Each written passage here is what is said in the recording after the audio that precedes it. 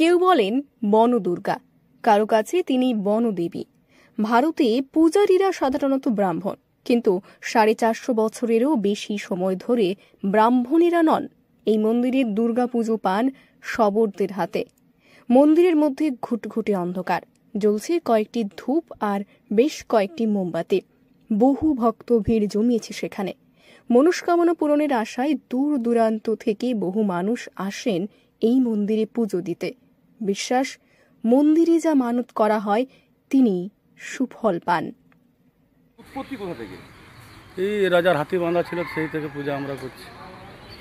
আমার নন্দভক্তা তাকে রাজারা আসে বলছে তোমার ওইখানে কোনখানে হাতি বাঁধা আছে, পাগলা হাতি, যে হাতি বাঁধা ছিল, তারপরে সেই থেকে পূজা শুরু।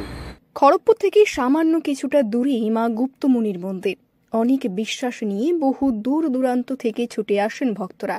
মনের ইচ্ছে জানিয়ে মানত করেন তারা, পেয়েছেন সুফলও। এভাবেই ব্যাপ্তি ঘটে দেবীর।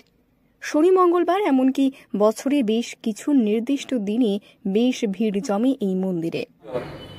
সব আমরা নিজেরাই। কিরকম মানুষের ভিড় হয়? প্রচুর ভিড় হয়। ওই দশমীর দিন মায়ের পুজো হয় ওই দিন। কলকাতা থেকে মুম্বাইগামী 6 নম্বর জাতীয় সড়কের ধারে মা গুপ্তমুনির মন্দির। ঝাড়গ্রাম শহর থেকে দূরত্ব 27 কিলোমিটার, আর খড়গপুর থেকে মাত্র 14 কিলোমিটার। জাতীয় সড়কের পাশে অতি সাধারণ এই মন্দির। মনস্কামনা জানিয়ে ভক্তরা এখানে মাটির হাতি ঘোড়া পুজো দিয়ে বেঁধে যান।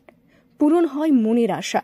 অনেকেই নতুন কেনা গাড়ি বা বাইক নিয়ে এখানে পুজো দিতে আসেন। স্থানীয়দের বিশ্বাস, মা গুপ্তমুনি দুর্ঘটনা থেকে রক্ষা করেন। ভক্তদের বিশ্বাস, দেবী গুপ্তমুনি হলেন রক্ষার দেবী।